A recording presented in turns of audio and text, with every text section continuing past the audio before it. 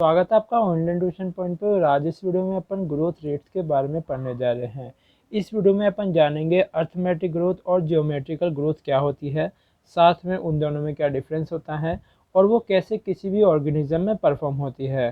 तो इन सभी के बारे में इस वीडियो में अपन जानेंगे। तो अगर आपको ये सब जानना है तो वीडियो को ज़रूर एंड तक पूरा देखिएगा, तो आपको ये ईजिली समझ में आ जाएगा कि ग्रोथ रेट्स क्या होती है। तो चलिए अपन शुरू करते हैं।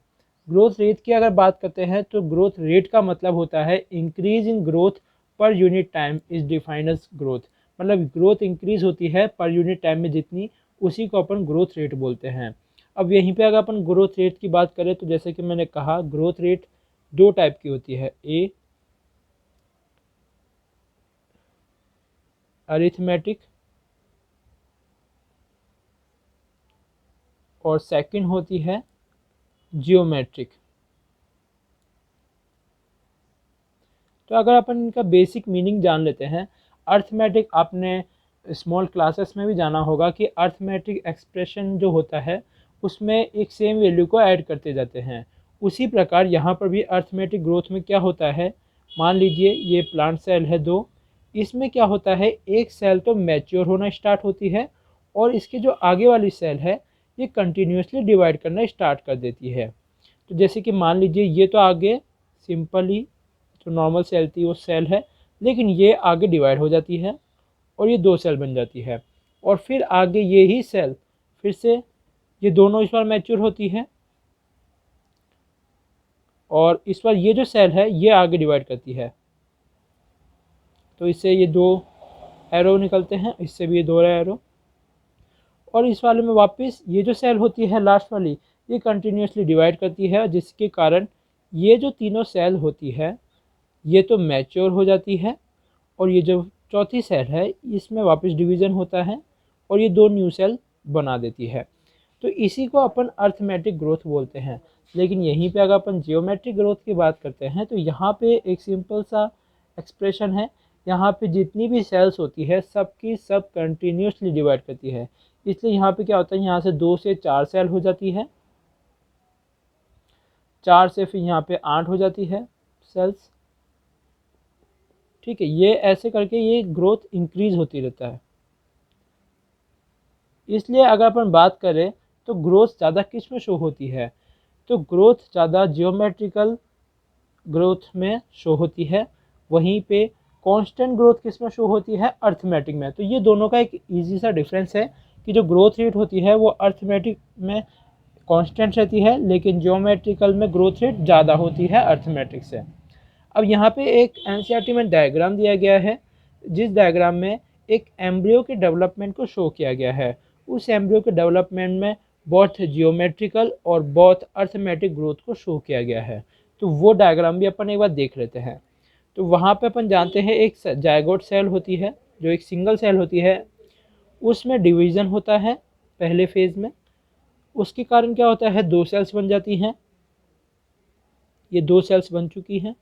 अब इसकी सेकंड फेज़ में यहाँ पर भी इसका डिवीज़न होता है, जिसके कारण क्या होगा, यहाँ पे 4 सेल्स बन चुकी है। 4 सेल के बाद इसमें फिर से डिवीज़न होता है। अब ये 4 से 8 सेल बन चुकी है। इस डिवीज़न को अपन क्या बोल सकते हैं, पहले 1 से 2 बनी, 2 से 4 एंड 4 to 8। तो इस फेज़ को अपन बोलते हैं जियोमेट्रिक फेज़। तो ये जियोमेट्रिक फेज़ है। और इसके बाद क्या होता है, ये जो एम्ब्रियो होता है ये आगे डिवाइड करने स्टार्ट करता है और कुछ स्पेसिफिक सेल्स ही आगे डिवाइड करती रहती है। जैसे कि यहाँ पे इस डायग्राम में शो किया गया है कि ये जो स्पेसिफिक सेल्स है हेड पे जो है ये ही डिवाइड करती रहती है और बाकी की जो नीचे की सेल्स है ये वाली, ये सारी मैच्योर होना स्टार्ट करती है और ये सारी सेल्स कंटिन्यूसली डिवाइड करती है। तो इसलिए इस फेज़ को अपन बोलते हैं अरिथमेटिक फेज़। सॉरी, ये मेरा कैमरा ऊपर रह गया। तो इसको अपन बोलते हैं अरिथमेटिक फेज़। तो ये तो अपन को अर्थमेटिक और जियोमेट्रिक फेजेस के बारे में थोड़ा सा डिफरेंस मालूम पड़ गया। अब अपन जाते हैं और भी डिटेल में कि कौन सा फॉर्मूला यहाँ पे अप्लाई होते हैं और ये कौन से ऑर्गेनिज्म में और किस किस सेल्स में अपन को मिलता है। तो अब अपन जानेंगे अर्थमेटिक ग्रोथ और जियोमेट्रिकल ग्रोथ में क्या डिफरेंस होता है फॉर्मूला वाइज। तो जैसे कि मैंने पहले भी कहा, अर्थमेटिक ग्रोथ में कोई एक सेल और डॉटर सेल कंटिन्यू डिवाइड होती रहती है और उसके पीछे की सेल्स मैच्योर होना स्टार्ट कर देती है। तो इसका जो एग्जांपल है, मतलब ये जो अर्थमेटिक ग्रोथ है, ये अपन को कहाँ देखने को मिलता है? तो ये अपन को देखने को मिलता है इन द रूट एलोंगेशन में। जैसे कि अपन जानते हैं, रूट एलोंगेशन एक कांस्टेंट प्रोसेस होता है जहाँ पे जो रूट टिप में जो कुछ सेल्स होती है वो कंटिन्यूसली डिवाइड करती है और उसके ऊपर की सेल्स धीरे धीरे मैच्योर होना स्टार्ट कर देती है, जहाँ पे zone of elongation, zone of maturation, root cap, सारे अपन रीजन अपन जानते हैं, अपन ने पहले भी पढ़ रखा है। तो ये रूट एलोंगेशन में अपन को शो होती है। अब यहाँ पे अगर अपन इसका फॉर्मूला देखते हैं, इसका फॉर्मूला होता है L T is equals to L naught plus R T. ये एल रिप्रेजेंट करता है लेंथ को, मतलब अपन ग्रोथ को लेंथ के रूप में ले रहे हैं यहाँ पे। तो यहाँ पे जो एल नॉट होता है, L not, this is initial length, इसको अपन इनिशियल लेंथ बोलते हैं। एल टी जो है वो है लेंथ एट टाइम टी, और यहाँ पे जो आर है वो है ग्रोथ रेट, ग्रोथ रेट। यहाँ पे जो टी है ये तो टाइम को रिप्रेजेंट कर रहा है। तो जैसे कि एक्सीलरेशन, फिजिक्स में अपन फॉर्मूला जानते हैं v is equals to u plus a t. अगर आपको नहीं पता तो कन्फ्यूज ना हुई। उसमें क्या होता है, एक्सीलरेशन जो होता है वो कांस्टेंट लिया जाता है। तो यहाँ पे एक्सीलरेशन क्या रिप्रेजेंट कर रहा है, अपनी ग्रोथ रेट को। तो उसके कारण क्या है, ग्रोथ तो कांस्टेंट होती है और ये इनिशियल ग्रोथ होती है। तो जितनी जितनी टाइम के साथ ग्रोथ इंक्रीज हो जाती है वो इनिशियल ग्रोथ में ऐड होके फाइनल ग्रोथ फॉर्मेशन होता रहता है। वहीं पे अगर अपन इसका ग्राफ बनाते हैं, ग्राफ में अपन क्या लेते हैं, यहाँ पे y एक्सिस पे अपन लेते हैं हाइट, और हम कह सकते हैं लेंथ ऑफ द ऑर्गन। किसी भी ऑर्गन जिसका अपन लेंथ और ग्रोथ मेजर कर रहे हैं उसके लेंथ यहाँ पे लेते हैं और यहाँ पे अपन टाइम लेते हैं। तो टाइम के साथ क्या होता है, ये जो ग्रोथ होती है ये कंटिन्यूसली इंक्रीज होती रहती है और ये अपना ग्राफ आ जाता है अर्थमेटिक एक्सप्रेशन और अर्थमेटिक ग्रोथ का। अब यहीं पे अगर अपन जियोमेट्रिक ग्रोथ की बात करते हैं तो जियोमेट्रिक ग्रोथ शो होती है कहाँ पे, अगर अपन इसका एग्जांपल लेते हैं तो ये होती है शो माइक्रो ऑर्गेनिजम्स में, माइक्रो ऑर्गेनिजम्स में। क्योंकि जानते हैं माइक्रो ऑर्गेनिजम्स में हर जो जितनी भी माइक्रो ऑर्गेनिजम्स होते हैं वो हर एक लिमिट टाइम के बाद अपने आप को मल्टीप्लाई करना स्टार्ट कर देते हैं। और जैसे कि मैंने कहा, अगर एग्जांपल की ही यहाँ पे बात आती है तो एग्जांपल में जो एम्ब्रियो आता है उसमें दोनों आते हैं, पहले जियोमेट्रिकल ग्रोथ आती है एम्ब्रियो में और फिर अर्थमेटिक ग्रोथ आती है, तो कन्फ्यूज ना होइएगा। तो यहाँ पे अब अपन बात करते हैं जियोमेट्रिक ग्रोथ किस कंडीशन में शो होती है। यहाँ पे अगर इनफ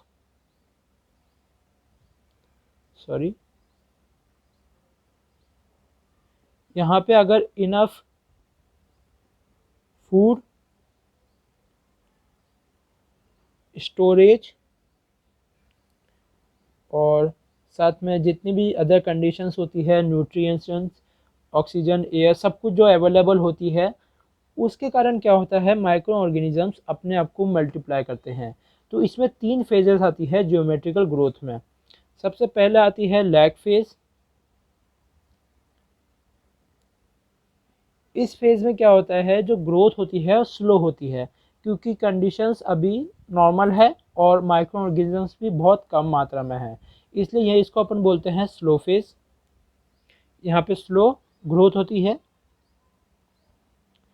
अब जैसे जैसे ऑर्गेनिजम्स अपने आप को मल्टीप्लाई किए और उनको न्यूट्रिएंट और स्टोरेज और जगह सब कुछ मिली, तो उसके बाद क्या आता है, लॉग फेज आ जाती है। लॉग फेज, और जिसको अपन एक्सपोनेंशियल फेज भी बोलते हैं, एक्सपोनेंशियल फेज। अब यहाँ पे खास बात ये है कि इसको याद कैसे करें। बहुत बार बच्चे लैग और लॉग में कन्फ्यूजन हो जाते हैं। तो लॉन्ग, ये जो लॉग होता है इसमें ग्रोथ रेट सबसे ज़्यादा होती है, तो इसको याद करने के लिए आप इसमें लॉग में अपन जानते हैं एन अगर लग जाए तो ये लॉन्ग हो जाता है, और इसका जो ग्राफ बनता है उसमें ये जो फेज़ का जो लाइन होती है वो बहुत लॉन्ग होती है। तो इसको इसलिए इस तरीके से भी याद कर सकते हैं, लॉग से लॉन्ग होता है, इसलिए इसे लॉन्ग फेज और एक्सपोनेंशियल फेज बोलते हैं। अगर आप मैथ जानते हैं, थोड़ी फिजिक्स जानते हैं, तो एक्सपोनेंशियल फेज के बारे में तो आपको अच्छे से पता ही होगा, क्योंकि यहाँ पे नेचुरल लॉग यूज़ किया गया है। तो लॉग फेज में क्या होता है, यहाँ पे जो ग्रोथ होती है वो मैक्सिमम शो होती है, मैक्सिमम ग्रोथ। और उसके बाद जैसे जैसे मल्टीप्लाई तो होती है, मान लीजिए ऑर्गेनिजम्स मल्टीप्लाई किया, बहुत ज़्यादा ऑर्गेनिजम्स हो चुके हैं, तो उसके कारण क्या होगा, एक लास्ट स्टेशनरी फेज आ जाती है।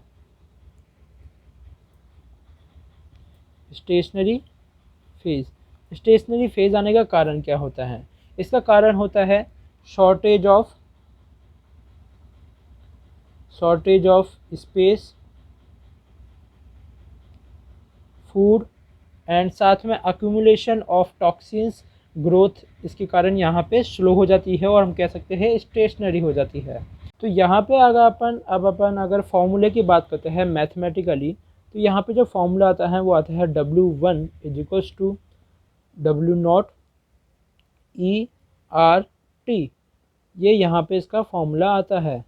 यहाँ पे W से अपन वेट को रिप्रेजेंट कर रहे हैं, तो W1 जो है वो है फाइनल वेट, और हम कह सकते हैं फाइनल साइज। W0 है इनिशियल साइज, जहाँ से अपन ने मेज़र करना स्टार्ट किया था। ई को अपन यहाँ पे बोलते हैं natural base of natural logarithm, base of natural log. और यहाँ पे जो आर है, आर को यहाँ पे अपन लिखते हैं ग्रोथ रेट। ये जो ग्रोथ रेट होती है, यहाँ पे एक्चुअली जानने की बात ये है, इसको अपन रिलेटिव ग्रोथ रेट बोलते हैं। और वहीं पे जो टी है, टी तो अपन जानते हैं टाइम ऑफ ग्रोथ होता है। तो ये जो रेट होती है इसको अपन रिलेटिव ग्रोथ रेट से कैलकुलेट करते हैं। यहाँ पे दो टाइप की ग्रोथ होती है, एब्सोल्यूट ग्रोथ होती है और रिलेटिव ग्रोथ होती है। तो ये अपन आगे वाले वीडियो में जानेंगे। तो यहाँ पे ग्रोथ रेट अपन ने जाना है रिलेटिव होता है। अब इसी के कारण यहाँ पे जो डायग्राम आता है अपना जियोमेट्री का ग्रोथ का, वो मैं आपको थोड़ा सा इरेज करके यहाँ पे बता देता हूँ कि वो डायग्राम कैसे बनता है। तो यहाँ पे मैंने डायग्राम बना दिया है। यहाँ पे जैसे कि मैंने कहा था, ये अर्थमेटिक ग्रोथ का होता है और ये जियोमेट्रिकल ग्रोथ का डायग्राम है। तो यहाँ पे क्या देख सकते हैं अपन, यहाँ पे अपन वाई एक्सिस पे लेते हैं साइज़ और वेट लेते हैं, और वहीं पे टाइम एक्सिस पे अपन टाइम को लेते हैं एक्स एक्सिस पे।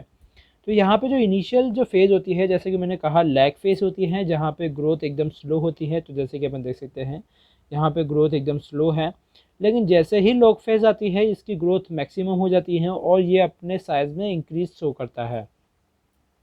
जैसे जैसे फूड कम होता है, स्टोरेज कम हो जाती है, टॉक्सिन्स बढ़ जाते हैं, उसके कारण क्या होता है, यहाँ पे एक स्टेशनरी फेज़ आ जाती है, जिसके कारण जो ग्रोथ होती है वो स्लो डाउन हो जाती है।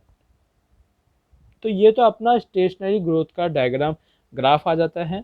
अब यहाँ पे जानने वाली बात ये है कि ये जो ग्राफ है ये ऑर्गेनिजम्स के लिए है, और इसका जो एस शेप जो बन रहा है ये बन रहा है due to lack of resources.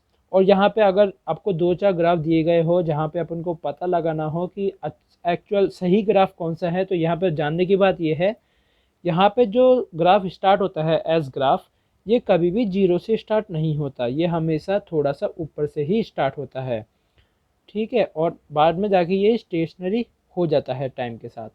तो ये तो अपना हो गया ज्योमेट्रिकल ग्रोथ के बारे में। अब यहाँ पे एनसीईआरटी में एक लाइन दी गई है कि जहाँ पे बताया गया है कि अगर अपन प्लांट के सीजनल ग्रोथ की बात करते हैं तो वहाँ पे ग्राफ कैसा होगा। तो अपन जानते हैं प्लांट में दो टाइप के सीजन्स आते हैं, जहाँ पे एक सीज़न में तो प्लांट ज़्यादा ही एक्टिव होता है और एक सीज़न में प्लांट वीक हो जाता है, मतलब ग्रोथ को कम शो करता है। तो अपन जानते हैं उसमें कुछ इस तरीके का कर्व आएगा जिसके जहाँ पे अगर आपको दिया जाए तो आप इजीली आइडेंटिफाई कर पाएंगे कि एक सीज़न के टाइम पे तो प्लांट में ग्रोथ हाई हो रही है, मतलब ग्रोथ में इंक्रीजमेंट शो हो रहा है, लॉग फेज शो हो रही है, और एक सीज़न में स्टेशनरी फेज या लैग फेज शो हो रही है। तो उस तरीके का ग्राफ अगर आपको गिवन हो और आपसे पूछा जाए इस तरह के कोई भी क्वेश्चन कॉम्पिटिटिव एग्जाम्स में, तो आपके लिए ज़्यादा डिफिकल्ट नहीं होगा, क्योंकि आपको पता है दो टाइप के सीजन्स आते हैं और ये साइकिल में चलते रहेंगे, मतलब एक बार ग्रोथ एक बार स्लो डाउन, फिर से ग्रोथ फिर से स्लो डाउन। तो अगर आपको यहाँ समझ में आ गया हो, अगर आपने वीडियो यहाँ तक देखा है तो प्लीज़ इस वीडियो को लाइक कीजिए, शेयर कीजिए और साथ में हमारे चैनल को सब्सक्राइब कीजिए। Thanks for watching, see you in the next video.